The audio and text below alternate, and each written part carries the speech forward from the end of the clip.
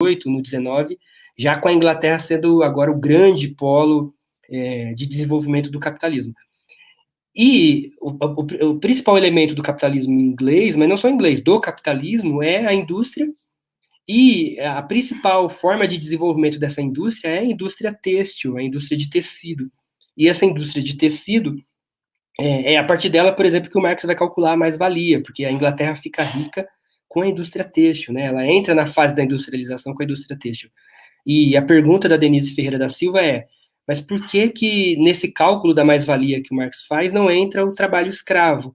Uma vez que para esse tecido ser produzido é necessário uma matéria-prima chamada algodão, que vem das colônias inglesas espalhadas pela América, né? E essas colônias inglesas todas produzem algodão a partir do trabalho escravo, né? Então você tem aí uma invisibilidade do trabalho escravo, inclusive na equação sobre a luta de classes, porque vai se pensar a luta de classes apenas nos termos, né? E não está errado, mas pensar nos termos entre trabalhador e burguesia, mas esquece-se muitas vezes que até a sociedade industrial ocidental, capitalista, ela é fruto da própria escravidão, ela é filha da própria escravidão.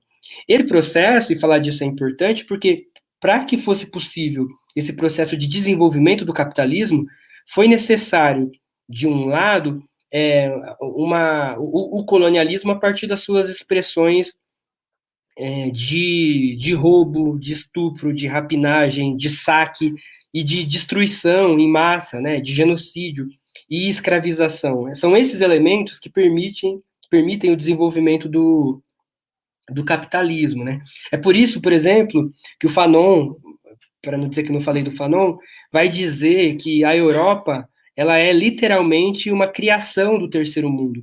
Porque essa é uma pergunta, né, que depois o Aníbal Quijano vai fazer, que é quem que é o novo mundo? Por que os europeus chamam as Américas de novo mundo? Porque, na verdade, são eles que são criados por esse contato com as Américas, né? É nesse contato com as colônias que vai surgir um negócio chamado Europa, porque a Europa também não existia enquanto um território. Você tinha um conjunto de feudos, depois um conjunto de nações que disputavam entre si. O que unificava todo mundo era o cristianismo, mas depois do luteranismo, nem o cristianismo unificava, né? Porque você já tinha as diferenças lá entre protestantes e católicos, entre calvinistas e católicos ortodoxos. Então, esse negócio chamado Europa, ele foi se constituindo a partir da negação daquilo que não é europeu, daquilo que está fora da Europa. Mas, ao mesmo tempo, não só a partir de um processo identitário, mas inclusive de processo de desenvolvimento das forças produtivas. Porque a riqueza que é sangrada das Américas, da África e de uma parte da Ásia, que vai estruturar esse desenvolvimento do capitalismo na Europa, né? Então, o Fanon vai dizer que são as riquezas do que ele chama de terceiro mundo, mas não só as riquezas desses territórios, é o subdesenvolvimento desses territórios, porque do ponto de vista de complexificação das relações de produção, o desenvolvimento da Europa ele é proporcional ao subdesenvolvimento da África, ele é proporcional ao subdesenvolvimento nas Américas, porque a gente pode pensar o efeito que tem do genocídio, a gente está falando de vidas que, seja o genocídio, seja a própria escravização, isso resulta não só numa estagnação econômica dessas sociedades que foram colonizadas, desses povos, dessas nações, dessas etnias que foram colonizadas, mas resulta num subdesenvolvimento, resulta numa crise, né? Muitos povos deixaram de existir, né? Quando a gente pensa o genocídio indígena, supõe-se que a gente tem aqui centenas ou talvez milhares de nações indígenas que sucumbiram, que deixaram de existir nesse contato com o europeu, né? Então você tem aí um processo de empobrecimento de um dado território em benefício do enriquecimento da Europa. Então é a pobreza e a miséria da África, da Ásia e das Américas que permite o enriquecimento europeu. E esse enriquecimento, esse processo colonial, pariu a sociedade burguesa. Não só a sociedade burguesa, o Hegel falava em sociedade burguesa, mas também a sociabilidade burguesa, os jeitos de ser burguês. E ao mesmo tempo que é a colônia que pare, a sociedade burguesa volta para a colônia como uma imposição para as sociedades colonizadas, né, nesse processo sistemático de desarticulação das formas anteriores de existir. Mas o primeiro ponto que eu queria trazer para falar de colonialismo e de capitalismo é que o colonialismo pariu a sociedade burguesa. É o colonialismo que viabilizou o desenvolvimento do capitalismo, mas que viabilizou não só o desenvolvimento técnico, mas que viabilizou o desenvolvimento da sociedade burguesa da forma que ela se apresenta no capitalismo. E esse processo de desenvolvimento da sociedade burguesa foi marcado por três, no mínimo, por mais que isso, mas no mínimo três universalismos que eu acho que vale a pena a gente pensar quando a gente pensa as populações negras e indígenas no Brasil. Porque, de um lado, tem um universalismo que é concreto e inerente a essa sociedade burguesa, que é a universalização do capital. Para que o capitalismo se desenvolvesse, foi necessário expandir as relações capitalistas para o resto do mundo. E essa expansão só foi possível mediante a rapinagem, o saque e o desmantelamento de outras formas de produção. Então, você tem um primeiro universalismo, que é um universalismo concreto, trazido pelo capitalismo. Concreto no sentido que ele não é só simbólico, conceitual, mas ele é material, ele exigiu o domínio militar, mas também cultural, religioso, dos povos não europeus, em benefício da universalização do capital. No entanto, essa universalização, ela é pautada por outros dois universalismos abstratos. Então, se de um lado a universalização do capital é concreta, ela não chega em todos os lugares da mesma forma, ela chega de forma desigual e combinada. Então, ao mesmo tempo que você tem indústria na França, você tem indústria na Inglaterra, no século XVIII, você tem trabalho escravo produzindo matéria-prima para essa indústria. Então, você tem uma universalização do capitalismo, mas é uma universalização desigual e combinada. Mas, para que isso seja viável, esse universalismo concreto, ele é mediado, ele é baseado por outros dois universalismos, né? De um lado, um universalismo da própria produção de conhecimento, né? Então, você vai ter, desde lá do iluminismo, do Renascimento, o surgimento de uma noção de ciência baseada em leis universais, invariáveis, né? Aí tem um desenvolvimento aí de Giordano Bruno, passando pelo Descartes, Bacon, Locke. Tem um debate aí em torno de leis universais que forjaram a ciência como contraposição às crenças religiosas cristãs, que eram o que dominavam antes. Então isso pressupõe também um universalismo de uma certa forma de produção de conhecimento que aparece desconectada da crença e que precisa combater a crença, combater as visões de mundo diferentes dessa matriz para ela se impor. Então você tem uma ciência que surge como, embora a ciência é o espaço da experiência, do experimento, e o experimento é sempre singular, você tem um experimento universalizado, né? Então todos os saberes que não têm essa matriz passam a ser vistos como mentiras. E do outro lado tem um segundo universalismo, que é o universalismo, chegou o Giva, agora sim estou conversando com um ser humano. Estava até conversando com o Giva, é um cara inteligente pra caramba, então já tinha até virado uma ideia, né? Só pra bolinha.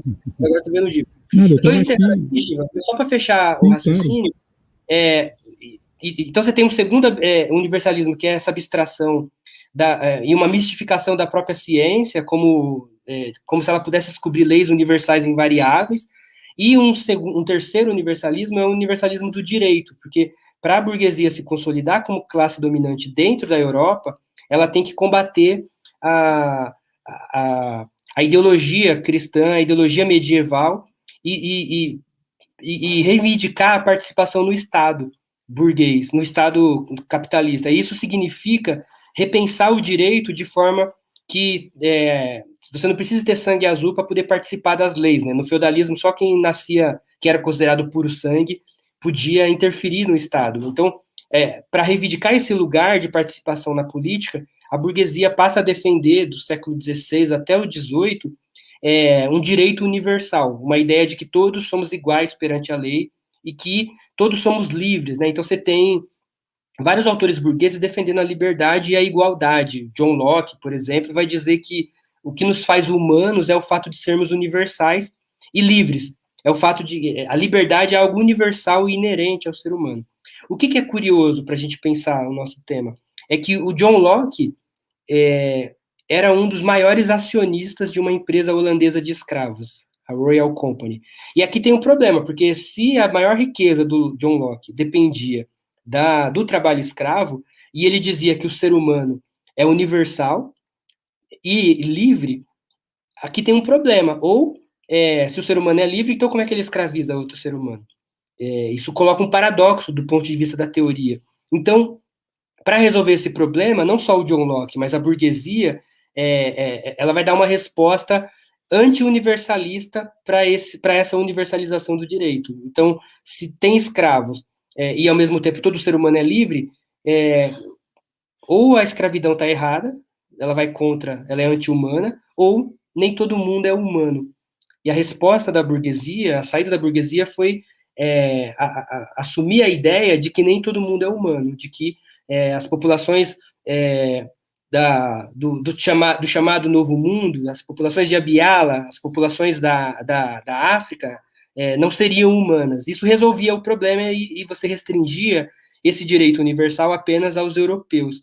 Então, ao mesmo tempo que a gente tem um universalismo, ele é um universalismo anti-universalista, porque ele é universalista no sentido de imposição do capitalismo, de uma forma de produzir, de uma forma de ser e de existir como única possível, que vai consagrar, né, a produção de mais valor como única forma, mas ao mesmo tempo o capitalismo também traz uma certa ideia de democracia nos seus espaços mais avançados, mas essa democracia não é estendida.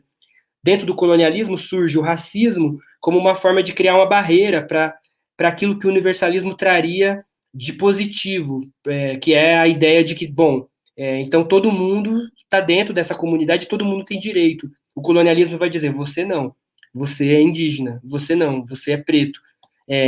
Então é um universalismo naquilo que o capitalismo tem de mais violento, mas ele é anti-universalista naquilo que o capitalismo trouxe de novo, de novidade em relação ao feudalismo, no caso europeu, que era aspirações universalistas. Isso explica a Revolução Francesa. No mesmo momento que você tem a Revolução Francesa, em cima da ideia de igualdade e liberdade, no mesmo momento, a França tinha colônias no mundo inteiro, nas Américas, na África, na Ásia, e a colônia mais rica da França, chamada Haiti, chamava São Domingos na época, vai fazer uma rebelião reivindicando os ideais da Revolução Francesa, de igualdade e liberdade. E aí os franceses vão dizer, você não, e vão mandar as tropas para detonar a Revolução Haitiana.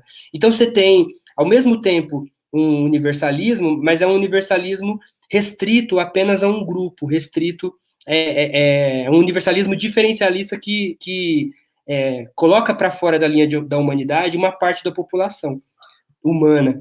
No mesmo momento que o capitalismo está se universalizando a partir da destruição de outras formas de existir. Então você tem a inserção do globo terrestre no sistema capitalista, mas a partir de um processo desigual, porque o capitalismo não chega igual, e a partir tanto de desigual no sentido de desenvolvimento econômico, mas também desigual no sentido no sentido ético e político e estético da desigualdade, porque os colonizados passam a ser vistos como alguém que está fora da ideia de humano.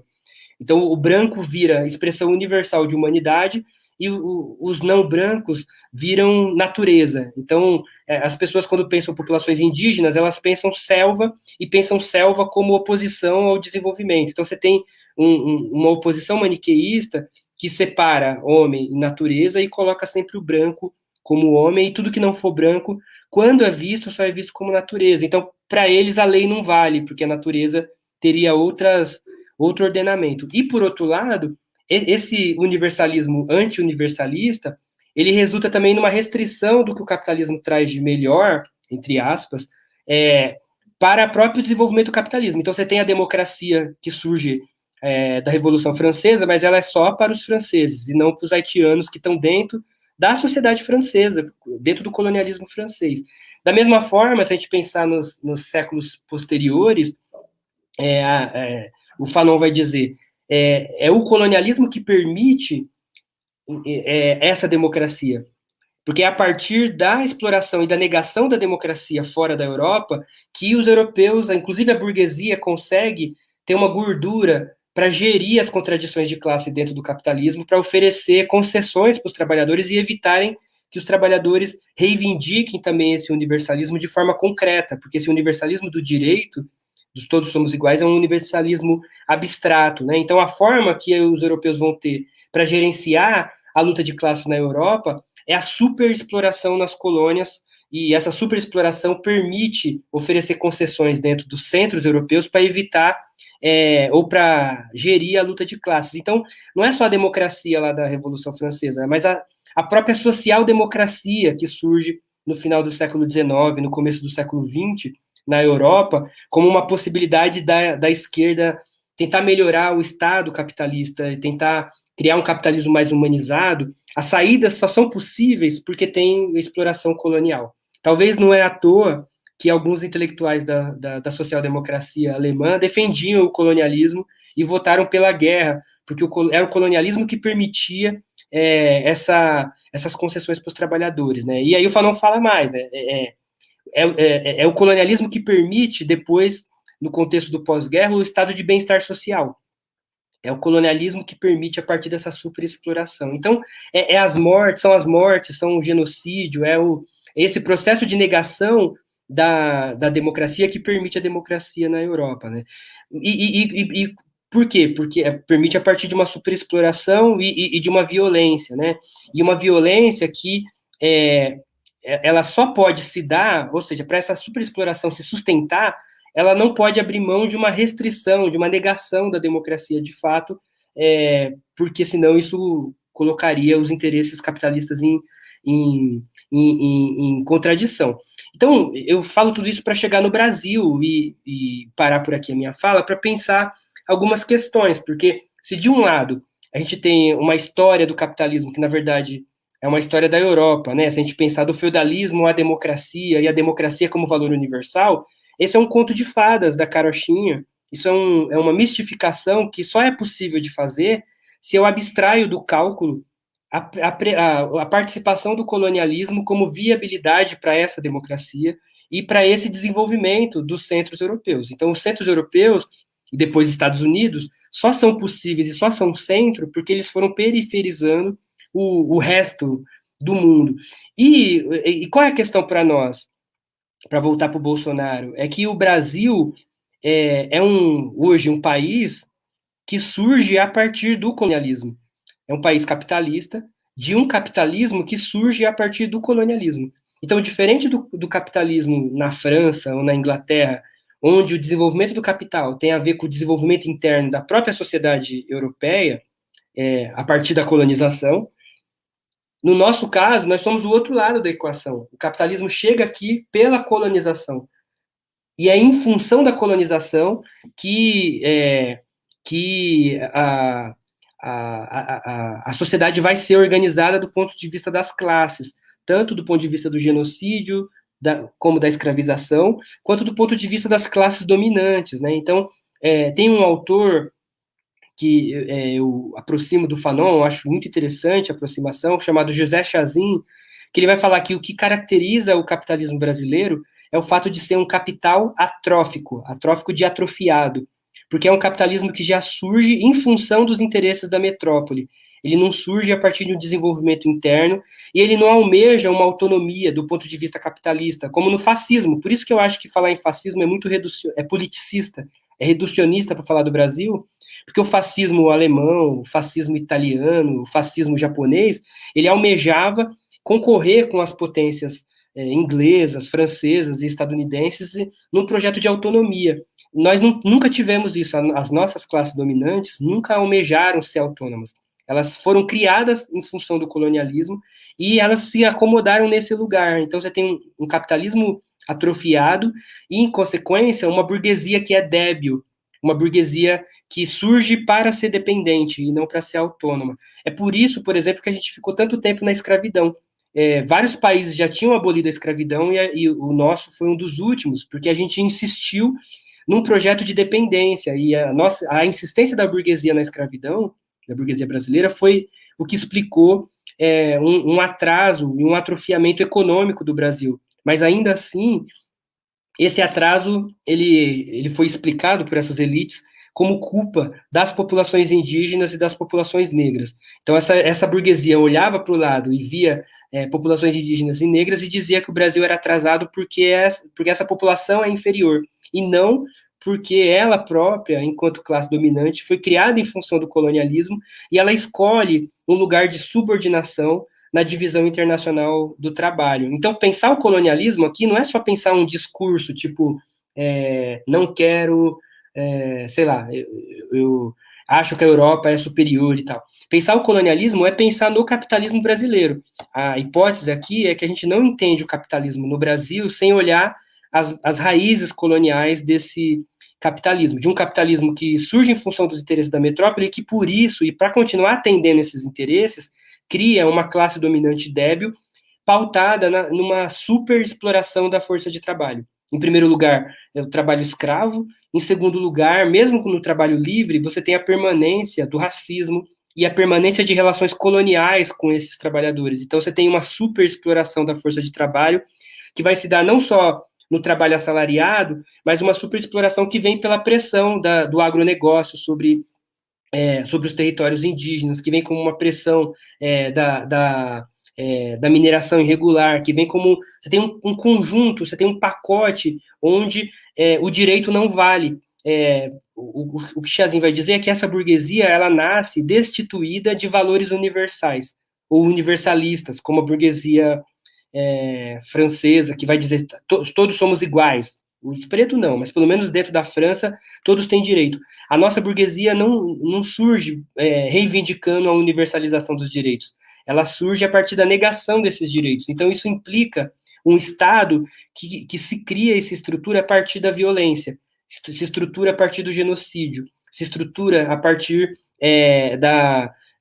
do massacre violento a qualquer tentativa popular de resistência, e esse massacre nem é visto como massacre, porque são pessoas que estão fora da própria noção de humano, são pessoas que estão fora da ética, fora do direito, fora da estética. Então, o racismo ele vai ter um papel fundamental nesse capitalismo que é o nosso, como uma forma de criar uma barreira para dizer quem pode se beneficiar da comunidade, da democracia, ou seja lá do que for, e quem está fora, e quem a lei não precisa valer porque não é humano como nós, né? Então você tem um processo de violência, mas também de invisibilidade dessa violência, de naturalização dessa violência e de elogio dessa violência, de desejo por essa violência, porque se as populações indígenas e afrodescendentes não são parte do humano, não são parte da cidadania, então é possível criar uma oposição entre desenvolvimento e tradição, uma oposição que se autoriza a massacrar as populações indígenas ou quilombolas, mesmo em função de um projeto de desenvolvimento, às vezes até progressista. Vamos lembrar do PAC, das obras de aceleração, por exemplo, num governo de esquerda, que foram verdadeiros tratores no sentido dos direitos pela terra. Né? Então, você tem uma oposição onde esse outro ele não conta como parte do desenvolvimento, não é um desenvolvimento que se constrói com esse outro é alguém que, quando aparece, ele é só visto como uma oposição que precisa ser atropelada e ignorada. Então, para o Fanon, falar de colonialismo é falar desse processo, que não é só simbólico, não é só ir para a faculdade e não estudar a cultura indígena, a cultura negra na escola. É pensar o quanto que esse processo de negação ele justifica hoje a ocupação dos arrozeiros no norte do país sobre reservas indígenas, ele justifica a gestão da pandemia, a gestão da Covid-19, sem que haja uma crise ética, sem que haja uma convulsão social com 500 mil mortos. Porque quando a gente olha o perfil desses mortos, fica fácil entender por que o Brasil segue dessa forma. Então, o racismo ele tem um papel fundamental nesse processo econômico. Não dá para pensar, em termos fanonianos, essa economia sem olhar para o racismo. Agora, esse racismo, ele é um racismo que não se esclerosa, mas ele vai mudando ao longo do tempo. Então, a gente sai de um racismo religioso lá no século XVI e entra para um racismo científico no século XIX. E depois esse racismo científico ganha novas roupagens no século XX. E aí a gente poderia pensar, né, para além do Fanon morreu em 61, mas fica a tarefa para a gente, que talvez o racismo de hoje também não é o racismo que o Fanon estava olhando, porque se o capitalismo foi mudando, o racismo também foi ganhando novas roupagens, né? Então, o Fanon já falava disso, mas ele não poderia avançar, né? Como que hoje uma das formas de aparição do racismo é a própria negação dele, ou, por exemplo, você identificar representantes dos grupos excluídos como grandes nomes, trazer parte dessa demanda como um nicho de mercado, ou como criação de novos views, ou de ibope, sem um compromisso com aquelas demandas no seu todo, né? Então você tem um papel de esvaziamento, às vezes, das lutas, a partir de um acoplamento de determinadas demandas, mas sem um compromisso com o conjunto delas, né? E, ao mesmo tempo, esse acoplamento acaba resultando mais como abertura de novos nichos de mercado. Então, você tem a possibilidade de falar, por exemplo, da diversidade hoje como uma forma de angariar engajamento nas redes, de dar view para determinados produtos, sem que isso resulte numa solidariedade efetiva com as lutas indígenas, com as lutas quilombolas, com as lutas negras. E, por outro lado, esse capitalismo que criou o colonialismo, lá no mercantilismo, que passou pela industrialização, depois entrou na fase imperialista, imperial monopolista, depois entrou, né, na fase fordista, e depois entrou. Esse capitalismo entrou em crise na década de 60 e 70 e se encontra num novo estágio, né, um estágio, o Mesário chama de crise estrutural do capital. E esse estágio, ele recoloca essas questões em outros termos, embora ele não rompa com elas, porque nesse atual estágio, a gente tem a atualização dessa violência colonial a partir de novas matrizes, de novas possibilidades, né? Então, uma tarefa para a gente é pensar, inclusive, no colonialismo não como algo que ficou lá para trás, na acumulação primitiva, mas como algo que foi acompanhando e viabilizou o desenvolvimento do capitalismo em todos os seus estágios e que hoje tem um papel fundamental nessa atual crise estrutural do capital, tanto no sentido de gerir, de decidir quem está dentro, quem está fora, ou sobretudo, né, de reorganizar uma divisão internacional e racial do trabalho que permita definir quem vai morrer e quem não vai morrer, que permita matar sem que essa morte seja vista como assassinato, que permite viabilizar, que permite, inclusive, voltar atrás e se rebelar contra a própria democracia. Hoje, talvez, uma das características da crise estrutural do capital é que a própria democracia, que foi um pressuposto para a consolidação burguesa no centro capitalista, a partir da colonização fora, mas no centro tinha democracia. Hoje, até essa democracia, ela passa a ser um entrave para o capital e ela passa a ser desarticulada e desmantelada, mesmo nos centros capitalistas. E aqui o colonialismo tem um papel, de novo, importantíssimo para, mediante esse desmantelamento, tanto criar novas barreiras sociais, novos medos, novas classes perigosas, mas também novos processos de gestão da miséria que esse novo estágio coloca, né, de gestão e distribuição da miséria. Então, definitivamente, reduzir o colonialismo a um discurso ou apenas a uma dimensão simbólica é perder de vista um processo real que tem matado tanto fisicamente, né, os 500 mil mortes, esses são os números oficiais. É só uma dimensão disso, porque quando a gente pega a história das populações que já estavam aqui no Brasil, nesse território chamado Brasil, antes dos portugueses chegar, e quando a gente olha a quantidade hoje, a gente percebe que é um genocídio que não parou lá atrás, e que segue hoje no agro-pop, que segue hoje nas canetas biques de presidentes que a favor, né, em função do desmatamento, da exploração violenta dos recursos naturais, e um tipo de exploração, aqui, eu paro por aqui, Giva, um tipo de exploração que coloca em risco até as condições da burguesia nacional se estruturar como autônoma. Não é nem só ruim para os trabalhadores, é ruim até para setores das burguesias brasileiras, porque ele é tão entreguista, é um projeto tão colonial, nesse sentido de que ele é débil, e dependente e intermediário, que ele inviabiliza o Brasil, ele desmantela qualquer condição do Brasil dar respostas autônomas para suas perguntas, mesmo dentro da ordem capitalista, né? Então, a gente tem uma situação de catástrofe, e a Covid só explicitou algo que começou lá com a chegada do do Pedro Álvares e que foi se intensificando com a Carta do Caminha e com a Tieta, e segue hoje com a evangelização nas aldeias, que segue hoje com grupos que se colocam como alternativa ao Bolsonaro, mas só conseguem ver a eleição como horizonte de enfrentamento a esse processo genocida. Paro por aqui e fico à disposição aí para a gente trocar ideia, também para ouvir o Giva aqui.